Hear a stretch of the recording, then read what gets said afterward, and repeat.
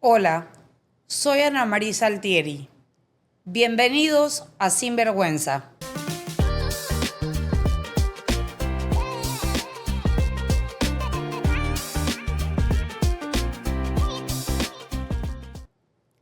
Hoy en Sinvergüenza abrimos un espacio valiente, necesario y profundamente humano, junto a una mujer que lleva años acompañando procesos de transformación real, la doctora Marianela Brostella, quien ya nos acompañó en un episodio anterior y ha sido súper aclamada por todos nuestros seguidores.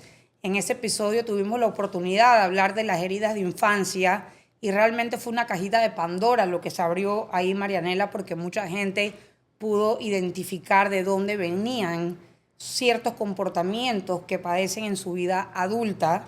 Y bueno, de esto vamos a hablar un poquito más adelante. Así que mil gracias por venir. Ella es especialista en sanación emocional y también es creadora de los programas Sanar Heridas para Amar y Sanando Raíces, que va muy ligado con lo que les acabo de mencionar. Marianela, como ya también les dije, nos acompañó en un episodio anterior, donde nos enseñó sobre las heridas de infancia y la importancia de sanarlas para vivir en conciencia. Nos quedamos con ganas de mucho más. Mucha gente pidiendo a Marianela de nuevo, incluyéndome. Gracias. Y por eso hoy vuelve a Sinvergüenza. Y no podemos estar más felices de tenerte de vuelta en casa. Gracias. En este episodio comenzaremos con una conversación íntima sobre por qué sanar nuestras heridas emocionales no es un lujo, sino una necesidad, especialmente cuando queremos realmente construir relaciones sanas, límites firmes y una vida con propósito. Y con esto, Marianela, te doy las más cordiales de las bienvenidas. Gracias por aceptar una vez más venir a Sinvergüenza y darle un poquito de seguimiento a todo aquel tema que hablamos de las heridas de infancia y la importancia que tiene esto de sanarlas para poder llegar a ser adultos estables, con relaciones sanas y no quedarnos tanto en ese rol de víctima, sino empoderarnos de nuestra historia, buscar la ayuda que hay que buscar, conseguir las herramientas que nos puedan ayudar para salir adelante y ser adultos que podamos tener una vida plena, una vida en paz. Y esto no significa la ausencia de problemas, Claro. significa cómo saber llevarlos. Así es. De una mejor manera. Así que mil gracias por haber venido. Y bueno, empecemos primero con defíneme tú un poquito qué son las heridas emocionales. Bueno, primero, gracias por la invitación. Muy honrada de estar en este programa y me encanta compartir pequeñas semillas de salud mental. Las heridas de infancia es un tema que realmente me apasiona porque a través de toda mi experiencia como psicóloga, como psicoterapeuta, no he conseguido, no he encontrado nadie en 35 años de atender que no tenga heridas de infancia. Es algo inherente al ser humano. Todos las tenemos. Es cierto que algunos las tenemos mucho más profundas o más difíciles que otras por nuestro entorno, por las experiencias vividas, por distintas cosas que no necesariamente tienen que ver con que nos tocaron unos padres malos. Hay muchas cosas en el entorno que causan estas heridas y la percepción del niño como niño que no tiene su aparato mental totalmente desarrollado, también sus percepciones tienen un impacto. Entonces, es un tema universal. Todos tenemos heridas de infancia. Y por eso me he dedicado a esto y por eso creé estos dos programas que mencionaste, Sanar Heridas para Amar y Sanando Raíces. Ambos manejan los mismos temas con distintos elementos, con distintas herramientas. Y el propósito de esto es poder llegar a una población más grande con estos programas, porque en psicoterapia solamente tienes un límite una cantidad de horas limitadas. Claro. Y estos programas son virtuales con acompañamiento terapéutico, entonces muchas otras personas pueden participar. Claro, sí, si no, tienen que conseguir una cita contigo o con algún terapeuta y eso demanda más, ¿no? Porque primero que las agendas de ustedes son complicadas, ya están bastante llenas, así que conseguir cupo es duro. Lo sé yo porque te he referido pacientes que ven los episodios y de alguna otra manera siempre escriben o llaman para pedirme referencias, Sí, ¿no? De sí. profesionales. Y eso en verdad me rompe el corazón porque me quisiera poder atenderlos a todos, pero Claro. sencillamente el tiempo no da. No da. Entonces, con Claro. estos programas, la idea es eso, llegar a una población mucho más grande. Entonces, el tema, como tú dices, es trabajar con personas que reconocen que tienen heridas de infancia, que reconocen que tienen patrones dañinos repetitivos en sus relaciones, en cualquier tipo de relación, pero particularmente en las relaciones de pareja, que es donde más se reflejan, y que realmente tienen el deseo, la necesidad, el propósito de sanar, de crecer para poder tener una vida más tranquila y más plena. Claro. Pero la gran mayoría, Marianela, de las personas o muchas de las personas no creen tener un problema. Entonces, ¿cómo podemos hacer para que esas personas con las que nos relacionamos entiendan de que sí hay algo que deben de trabajar? Bueno, esa es una buenísima pregunta porque yo creo que llega un punto en nuestras vidas y también tiene que ver mucho con la madurez, porque no le puedes pedir a un adolescente o a una persona que está en sus 20 que mire para adentro, porque están comiéndose el mundo, están conectados con el mundo externo. Pero ya cuando tú te vas acercando a los 30, tú comienzas a pensar, ok, ¿qué es lo que ha estado pasando en mi vida? ¿Qué se repite? ¿Qué no me funciona? ¿Por qué siempre tengo las mismas reacciones? ¿Por qué siempre escojo el mismo tipo de relaciones? ¿Por qué me fallan las relaciones? Y comienzas a, de alguna manera, ponerte en contacto con tu mundo interno. Y eso es lo principal, virar la camarita hacia adentro, porque generalmente la tenemos hacia afuera. Hay que mirarla hacia adentro y comenzar a pensar, atreverte a autoanalizarte y a autoconocerte. Y hay herramientas para eso, no es solo la terapia. La terapia es top, pero hay otras herramientas que se pueden usar. ¿Como cuáles, por ejemplo? Bueno, primero te voy a decir por qué es importante hacer esta autorrevisión o por qué es importante sanar las heridas. Porque hay gente, y me lo han dicho, pero ¿para qué revolver el pasado? Sí, O eso sea, es típico. eso ya pasó, déjalo atrás. Déjalo ahí. Ajá, Déjalo déjalo así. ahí. El problema es que no se queda ahí.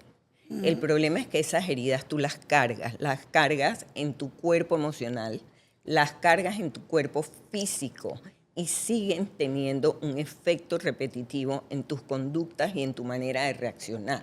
Entonces no se quedan en el pasado. Y porque no las menciones o no las trabajes no significa que se borraron, Claro. significa que las estás cargando. Entonces, ¿por qué es importante sanar heridas? Uno, es porque te liberas de las cargas del pasado.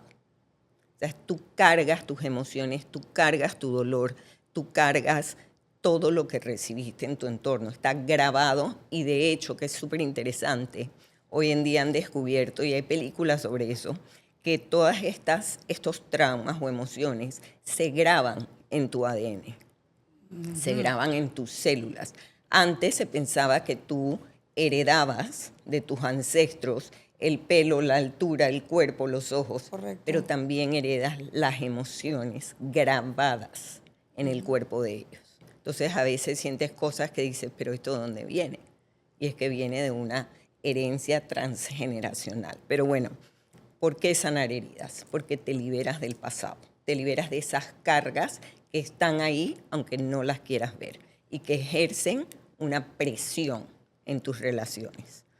Dos, sanas de alguna manera, no solo tu cuerpo emocional, sino tu cuerpo físico. Todo está conectado. O sea, tu alma, tu cuerpo, tu espíritu está conectado. Y si tu parte emocional no está bien, tú vas a desarrollar enfermedades. Esto está probado por la ciencia. Esto no es algo que yo digo porque me parece, está probado. La mayoría de las enfermedades tienen que ver con traumas, Claro con que sí. cosas que uno siente. Claro que sí. Me causa un poquito la atención esto que dices de que viene de transgeneracional, que viene en el ADN. Por ejemplo, quiero que me expliques un poquito, un niño adoptado, vamos a hablar, que es adoptado a los días de nacido, pero crece en un entorno de unos padres, una familia que realmente lo ha querido, que ha recibido todo el amor, pero llega, y te lo digo por una experiencia de una persona que conozco, y en su vida adulta lleva una vida completamente desordenada. Y cuando las veces que se le ha intentado decir hay que buscar ayuda porque hay cosas que tienes que trabajar, siempre nos dice yo tengo todo resuelto, o sea, porque yo recibí todo el amor, porque tuve unos padres maravillosos, lo cual es cierto, pero eso del ADN, explícame un poquito más, porque obviamente ahí hay más cosas. Sí, bueno, de hecho, el mundo emocional del bebé comienza a desarrollarse desde muy temprano. Si tú eres un producto de un embarazo deseado, buscado, de padres que querían y tomaron la decisión de traer un hijo a la vida, tanto el embarazo como la recepción de ese niño va a ser de alegría, de amor, de que te quieren cuidar, de fascinación con tu primer bebé. Claro. O sea que ya desde que el bebé está en el útero de la madre, comienza a recibir energías, 100%. mensajes, reacciones. Es muy diferente una adolescente que queda embarazada a los 12 años, que tú sabes que se da muchísimo. Lamentablemente. La vergüenza, los regaños que le dan, el rechazo que recibe, ese bebé está recibiendo todo eso. Entonces, en el caso que tú mencionas, esto de tener unos padres amorosos y una buena infancia puede ser totalmente reparatorio, pero hubo un rechazo original. Exactamente. Hubo una pérdida original. Esa mamá, donde ella creció, que ella escuchaba su respiración, escuchaba sus latidos, escuchaba su voz. Cuando él sale a la vida, desaparece. Es una pérdida, es un rechazo, y tú dirás, pero el bebé no se acuerda. Y es cierto, él no se acuerda mentalmente, pero se acuerda a nivel de su cuerpo emocional. Exacto. Entonces, eso si no lo trabaja, queda ahí un dolor y queda una herida de infancia. Claro, y se ven, es notorio las conductas en las relaciones interpersonales. Bueno, que es, Son totalmente notorias. sí, y ese es el otro motivo por el cual es importante sanar, porque estas heridas, obviamente, donde se actúan es en las relaciones interpersonales, y es ahí en donde repites patrones dañinos que están cargados de dolor, de tristeza, de cosas no resueltas. Claro. Entonces, al sanar las heridas, las relaciones interpersonales mejoran. También fortaleces tu amor propio y tu autoestima, porque estos son dos elementos que también comienzan a formarse desde muy temprano.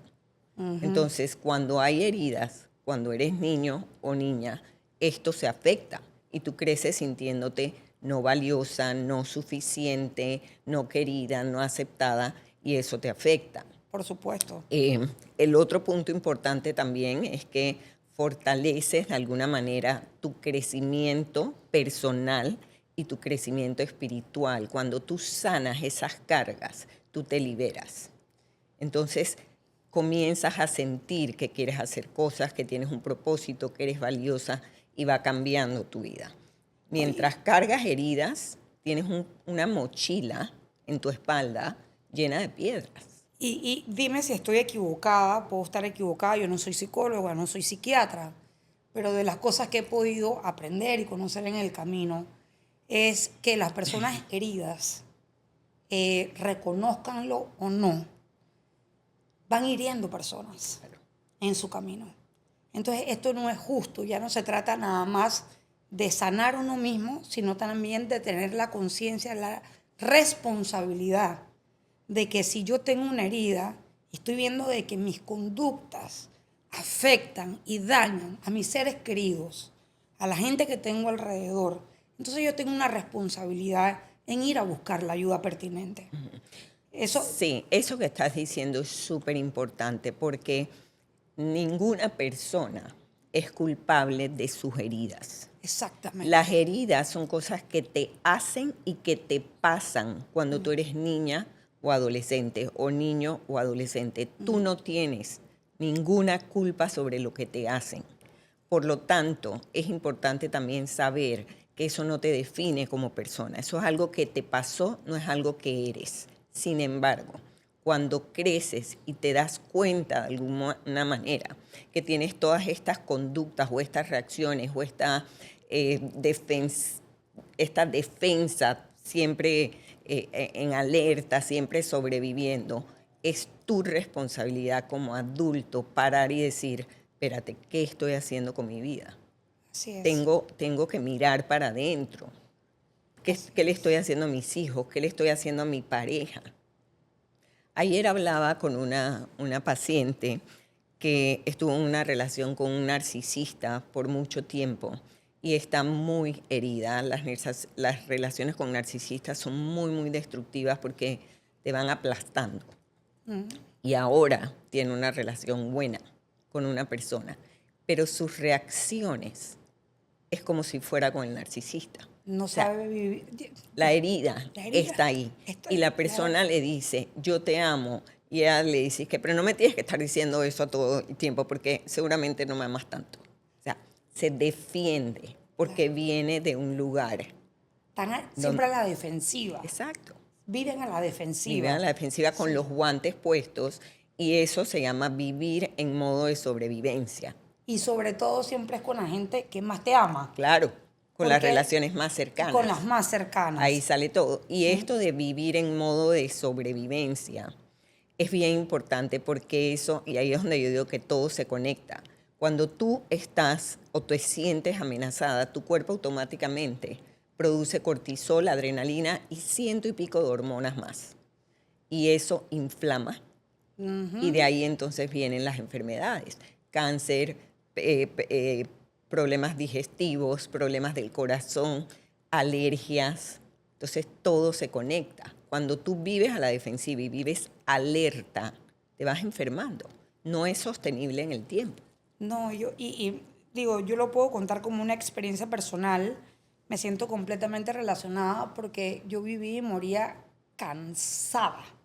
O sea, arrastraba un cansancio, sentía, con todo y que estaba como tratando de resolver por todos lados, pero era como más mecánico y estaba exhausta al final del día y me enfermaba recurrentemente.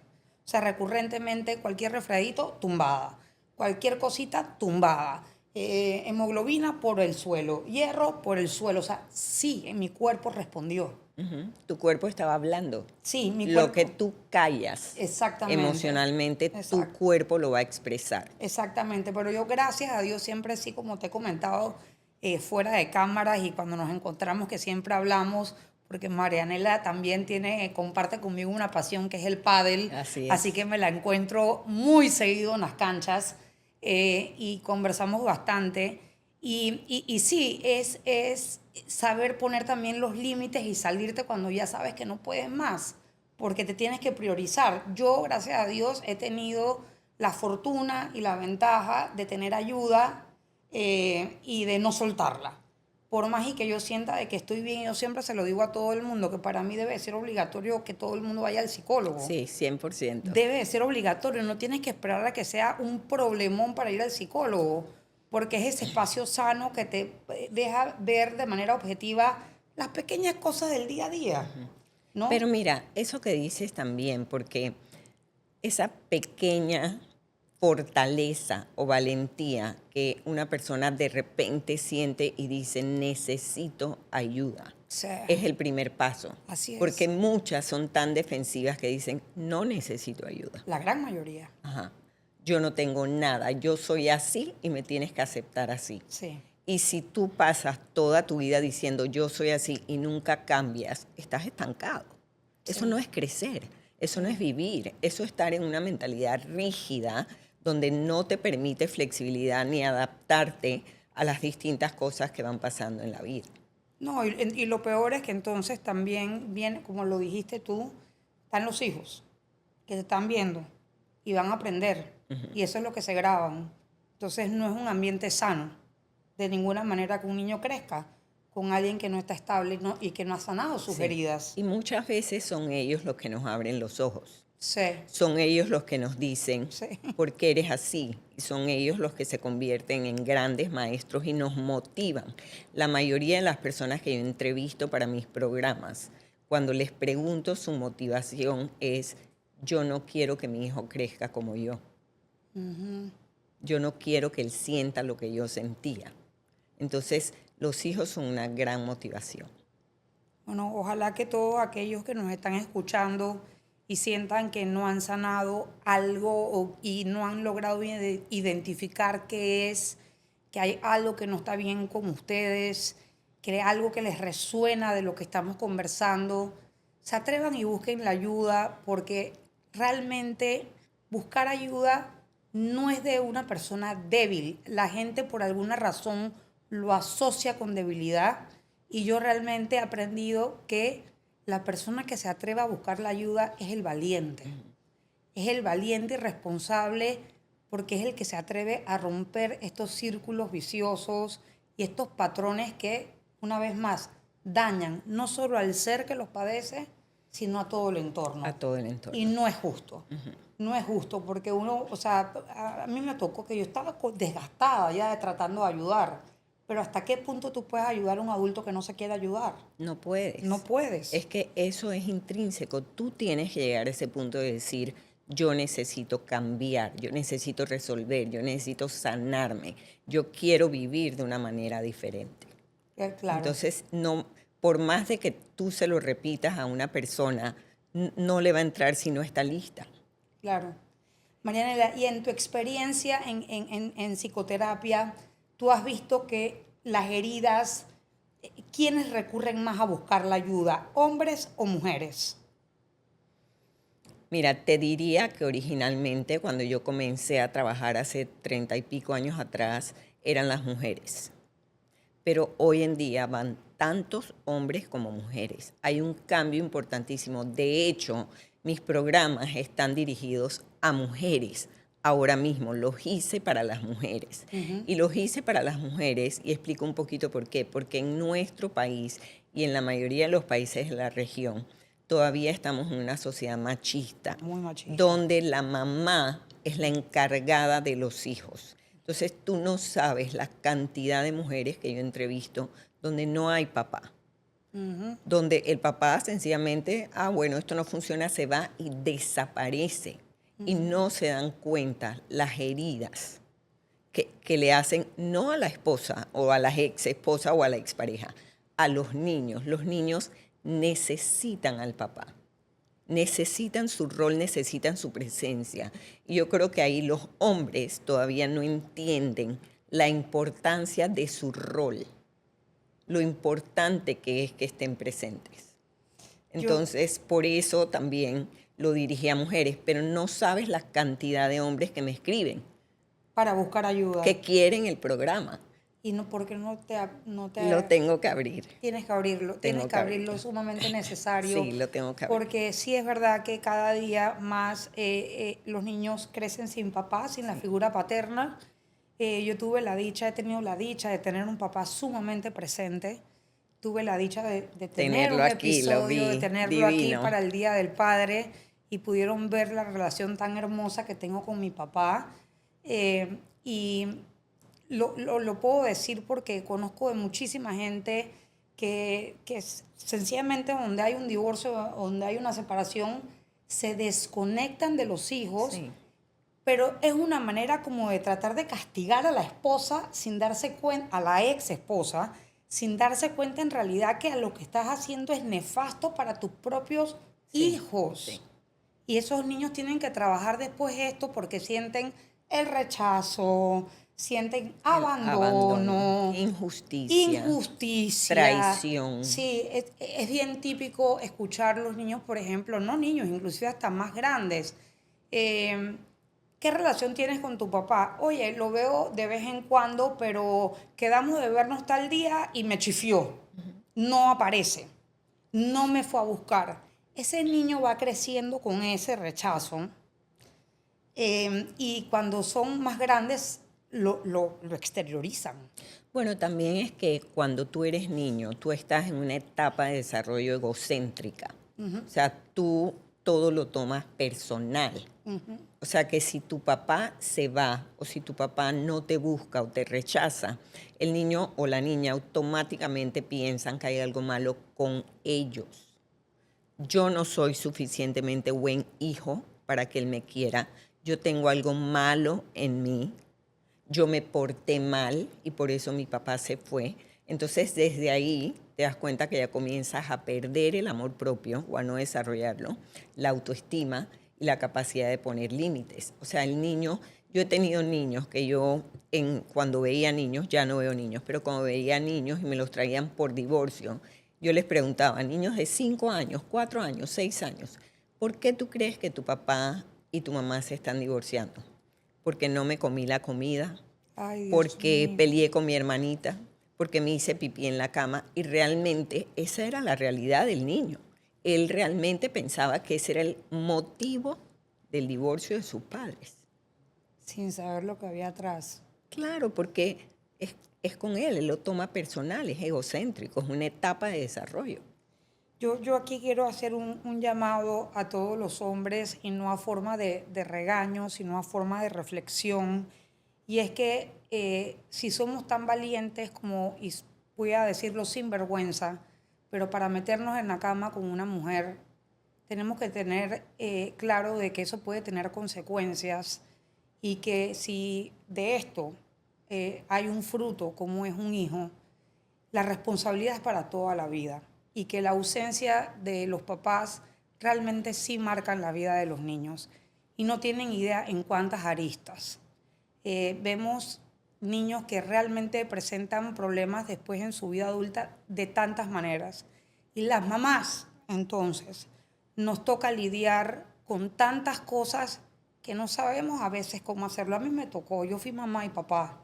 Y llegó un momento donde yo realmente necesité buscar la ayuda para poder que me dirigieran y decir cómo manejo esta situación, porque, por ejemplo, temas con mi hijo varón, yo no soy varón.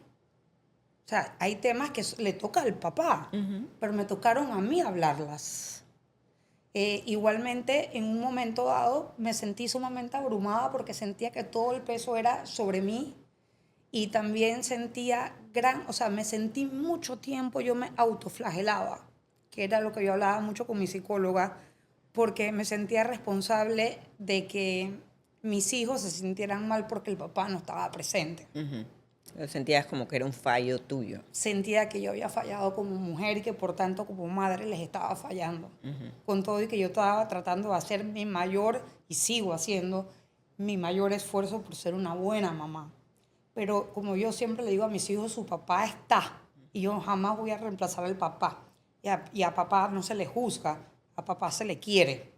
Mis hijos buscan a su papá hoy día, pero esa cicatriz está. Sí, pero bueno, también tú lo manejaste pensando en tus hijos, porque cuando hay divorcios difíciles, la mayoría de las personas le hablan mal a los hijos Sí. del papá o de la mamá. Sí. Y todos los niños tienen derecho a preservar la relación y la imagen que ellos tienen de sus padres, sin que la dañe el otro. Sí, que Es eso muy, muy dañino. es muy dañino y es muy común también, ¿no? Que se dé que por el conflicto que hay entre la pareja, entonces le hablen mal del Sí. otro. Ese es otro episodio. Ese es otro episodio, Vamos a ¿verdad? hacerlo, sí. Eso hay que hacerlo porque Vamos a eso lo hacerlo. veo muchísimo y lo veo mucho. Sí. Y que hablan mal no solamente del otro papá o mamá, sino de la familia. Exacto. De toda la Exacto. familia. Sí. Eso hay que hablarlo. Ok, Marianela, cuéntame un poquito sobre la actitud de victimización ¿Cómo tú ves que se manifiesta más que todo? Bueno, mira, este es un tema que está en mi programa y en realidad es un tema muy, muy importante. Y yo lo veo como tienes dos opciones para manejar la vida, Así es. ¿ok? No hay vida flat. Todas las vidas tienen ups and downs. Todos tenemos momentos de crisis, momentos de transición, momentos de pérdida, momentos de fracasos, todos. Y en ese momento se abre una Y, se abren dos caminos. Un camino es el camino de la victimización y el otro camino es el camino del empoderamiento. Si tú no tienes tus heridas sanadas, generalmente coges el camino de la victimización. Es natural, no es algo que estoy criticando, es algo que pasa. Y cuando coges el camino de la victimización, no es que te haces la víctima, es que te sientes como una víctima, es que crees que eres una víctima, es que piensas que todo te pasa a ti, todo lo malo me pasa a mí, Dios no me quiere ni me protege. Vas perdiendo tu fuerza, es como si te succionaran tu energía vital, te vas debilitando en tu autoestima, vas perdiendo tu amor propio, te vuelves incapaz de poner límites sanos, te pones como alfombra, quieres complacer a todo el mundo, como no lo logras, entonces te vas amargando, te vas poniendo ansiosa, depresiva. Muchos problemas de salud mental vienen por eso, porque asumimos ante la vida una posición de víctima. Cuando eres víctima, no tienes poder, no tienes las riendas de tu vida. Eres como una hoja en el viento, Claro. o así te sientes. Claro. Entonces eso te debilita. ¿Qué pasa también con las víctimas? Cuando tú te sientes una víctima, tú no te responsabilizas por tus acciones ni por tu situación. Todo el mundo es culpable.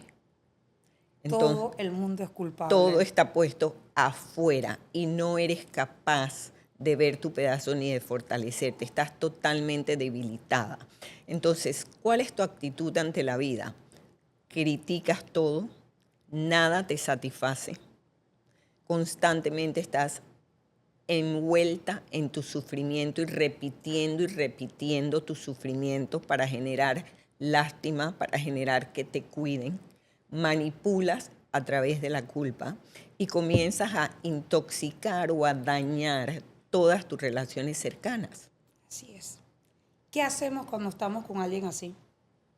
Bueno, es difícil porque como te dije antes, si la persona no se da cuenta, no lo puedes sacar.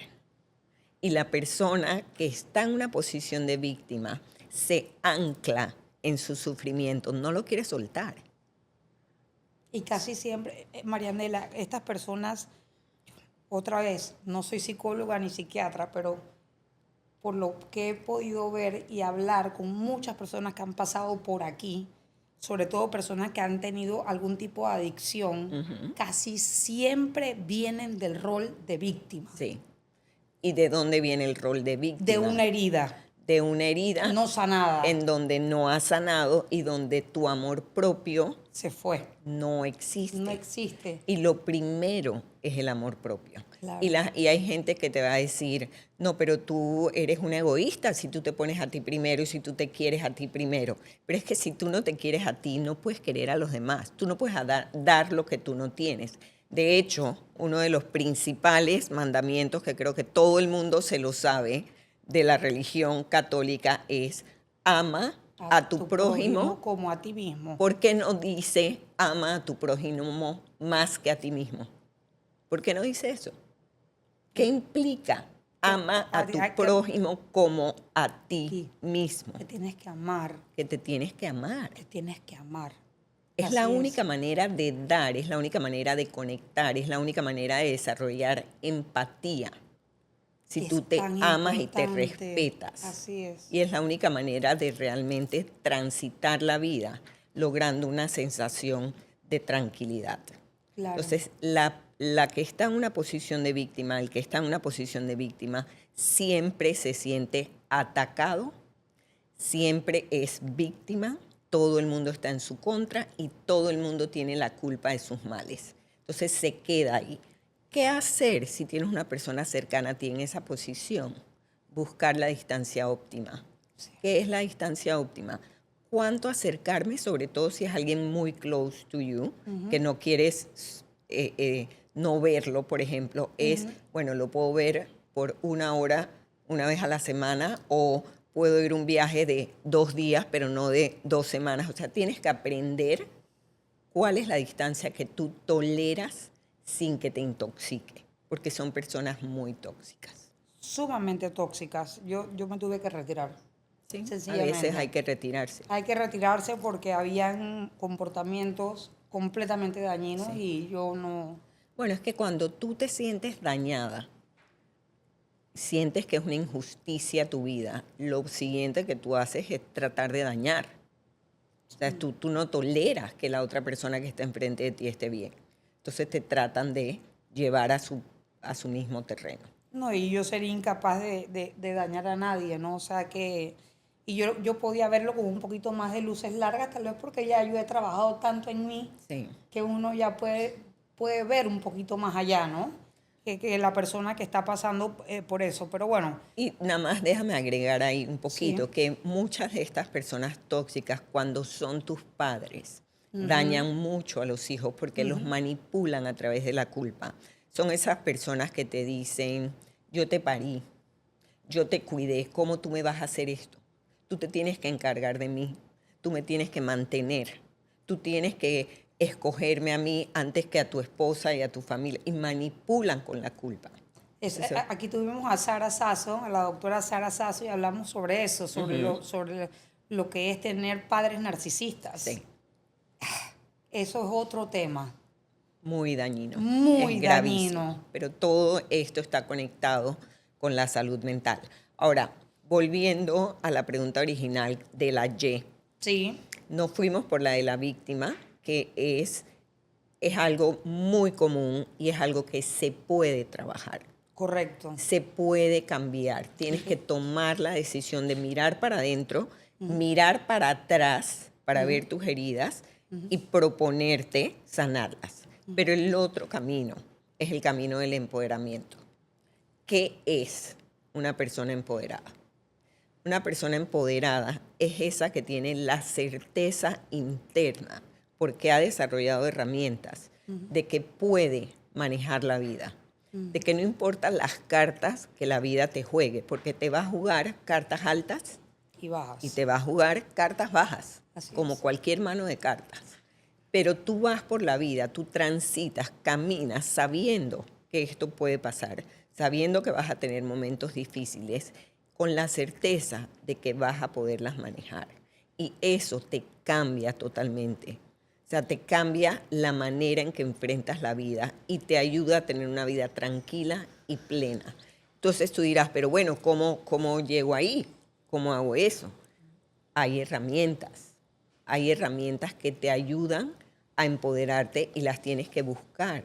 Tienes que buscar ayuda y la herramienta principal o las herramientas principales es el amor propio, que se puede construir, es la autoestima, que no es lo mismo que amor propio y también se puede construir, y la capacidad de poner límites sanos. Exacto. Entonces, sí, uno se puede empoderar y cuando te sientes empoderado, tu vida cambia. Yo me lo imagino, la imagen mental es como si tú estuvieras en el fondo del mar y ahí está piedra, en el fondo del mar. Y tú estás sentada en esa piedra, esa es tu base, ese es tu centro, eso es lo que te da tranquilidad. Tienes toda esta agua tranquila, hermosa alrededor, pero de repente viene una tormenta. Viento, rayos, truenos, olas, pero la tormenta está pasando arriba, en la superficie del mar. Tú puedes asustarte tanto que sientes que te está pasando en tu roca, o puedes darte cuenta que hay una distancia entre tu roca y la tormenta y mantenerte centrada. Y te cuento una anécdota personal. El año pasado, y ya muchas personas lo saben, mi hija Karina y yo fuimos a Nueva York a buscar su vestido de boda. espectacular, un viaje divino, y por ahí mismo nos hicimos una resonancia magnética, las dos. Yo por mi edad, para asegurarme que todo estaba bien, y a ella se la quería hacer porque ella siempre ha tenido ciertos síntomas y hemos ido a muchos médicos, muchos especialistas y nadie daba con nada, no sabían qué tenía. Y bueno, nos hicimos el MRI, yo recibí mis resultados, los de ella no llegaban, hasta que recibimos una llamada. Estábamos en la cama, yo estaba al lado de ella, estábamos viendo Instagram y yo escucho cuando la persona le dice, te habla la doctora fulana, te estoy llamando porque encontramos una masa en tu cerebro. En ese momento, mi sensación, yo no sé si tú has ido a la Torre del Terror de Disney. Sí. Ajá, la Torre del Terror, que cuando caes, tú sientes que se te sale el alma. Sí. Ok, esa fue mi sensación. Sí. O sea, se me salió el alma del cuerpo, me paralicé. Y por fracciones de segundos pensé, ¿por qué? ¿Por qué a mí me está pasando esto? ¿Por qué a mi hija? A mi hija. Y 3 doritos después, porque he trabajado en mí, porque tengo herramientas, 3 doritos después pensé, no, esto no me está pasando a mí. Primero, le está pasando a ella. Segundo, yo soy su mamá y yo la tengo que ayudar, yo la tengo que proteger, yo la tengo que cuidar. Y en fracciones de segundo, yo me empoderé. Claro. Yo no seguí ese camino de la victimización, a pesar de que estaba aterrada y yo quería llorar. Claro. Pero yo no lloré y en minutos yo me restablecí, yo volví a mi centro, a esa fortaleza que yo he tratado de desarrollar a través de los años y no he tenido una vida fácil. He tenido muchas pérdidas, muchas cosas, pero yo me empoderé en cuestiones de minutos y lo manejamos muy bien. Y si tú estás cerca de una persona y tú te mantienes centrada, la persona, y además ella tiene herramientas espectaculares también, Sí, señor. también se mantiene centrada. Y estuvimos un mes en el hospital y esa niña lloró 2 veces. 2 veces. Una porque le hicieron un MRI de 1 hora y media. Y cuando salió se rompió. Se rompió, claro. Estaba desesperada. Y Claro. otra porque se intoxicó y pasó una noche horrible que creía que se iba a morir y ahí lloró también. En un mes. Y le hicieron de todo. Entonces, ese es un ejemplo. Yo pudiera haberme victimizado, ella pudiera haberse Eso es lo que te iba a victimizado. decir y no lo hizo. Y ninguna de las dos cogimos ese camino. Cogimos el camino de esto lo vamos a manejar, lo vamos a resolver, venga lo que venga, lo vamos a vivir, sea cual sea el camino que hay que tomar. Y aquí estamos. Sí, sí. A mí me pasó igual, me siento identificada contigo porque me pasó igual con una hija con que le diagnosticaron una escoliosis severa y en el momento que me dijeron yo entré como en negación y lo primero que dije, no, vamos a donde otro doctor a buscar una segunda opinión y cuando el segundo doctor me dijo, Lo la mismo. operación es inminente y es ya, yo no, voy para una tercera opinión, entonces mejor. Y me dijeron exactamente lo mismo. Entonces dije, no, entonces nos vamos para afuera. Y al final hubo que hacer la cirugía y hoy día tengo una hija, gracias a Dios, completamente saludable y le fue súper bien, pero fue eso, ¿no? De que dejé de estar en el rol de víctima y pensar, cónchole, la que está pasando todo esto realmente es mi hija. Sí. Y también que cuando tú sales del rol de víctima, tú puedes pensar, Claro. tú puedes tomar decisiones, tú puedes resolver problemas, tú Claro. puedes buscar ayuda. Cuando estás en la posición de víctima no puedes hacer nada de eso. Entonces es importante para los que nos escuchan que si sienten que están en una posición de víctima, comiencen a cuestionarse. Y algunos me van a decir, bueno, pero es que yo no puedo ir al psicólogo, yo no puedo buscar ayuda. Te voy a dejar 3 herramientas aquí que puedes usar en tu casa, donde sea. La primera herramienta es la escritura terapéutica. Cualquiera puede tener un cuaderno y un lápiz. Y tomarte 5, 10 minutos, 1 hora si quieres al día para poner en palabras, para escribir tus sentimientos, tus sensaciones, tus recuerdos, lo que te está pasando. Eso organiza tu mente, te estructura, organiza tus emociones y te va dando claridad. Es una terapia, cuesta 0 centavos, el lápiz y el cuaderno. 2, meditación y atención plena, que es mindfulness. En YouTube, en Spotify, en cualquier lado, tú consigues 5 minutos de meditación guiada. Sí. 5 minutos que tú le dediques a tu mente y a calmar tu sistema nervioso, 5 minutos al día, te cambia la vida totalmente. Entonces, estas 2 herramientas son súper importantes y la tercera, ya se me olvidó. Hacer ejercicio debe de ser Hacer ejercicio es top también. debe de ser clave. Es clave. Es clave. Sí, bueno. Esa de la escritura, tuvimos a Piki Subieta aquí hace unos episodios atrás. Ella fue abusada sexualmente de niña y ella no sabía qué ocurría en su vida porque eso pasó cuando estaba muy niña y ella lo desbloqueó ya de adulta, pero tenía comportamientos donde ella sabía que algo había pasado. Y de ahí nace Entre Libras, la cuenta de ella, porque ella empieza a escribir. Y ahí fue procesando, es que te ayuda a procesar. Ya me acordé de la tercera herramienta, afirmaciones positivas. Pégalas en tu espejo cuando te vas a cepillar o ponla en la pantalla de tu celular. 2 o 3 afirmaciones que te empoderen, como por ejemplo, soy valiosa y merezco una vida plena. Me quiero a mí misma y estoy agradecida por mi vida. Lo que quieras, o sea, algo que a ti te motive y lo repites. Son 3 técnicas que te ayudan, que te empoderan, es el inicio de un proceso de sanación. Claro que sí. Estoy totalmente de acuerdo contigo y yo creo que yo agregaría una cuarta. Me tomo el atrevimiento de agregar una cuarta que sería, para mí ha sido clave, la vida espiritual. Anclarse a la vida espiritual para mí ha sido clave en todos los procesos de la vida, en mi día a día, en todo, en las pequeñas cosas, además del ejercicio, de la ayuda, de escribir. Es súper sanador. Bueno, yo estoy de acuerdo contigo en esto de la vida espiritual, porque el confiar o el creer o el tener fe en que existe algo más allá de nosotros, algo que es como lo quieras llamar, una energía súper inteligente o un amor infinito, eso en los momentos más críticos donde no puedes controlar o no está en tus manos, te ayuda a poder soltar con confianza. Así es. Entonces, la fe es importantísima. Y lo otro es que y eso está en uno de los pasajes de la Biblia, yo no me sé mucho las cosas, pero sí sé que cuando 2 o más personas piden por algo. Sí, la oración de intercesión. Exacto, funciona. Oración de intercesión se llama eso.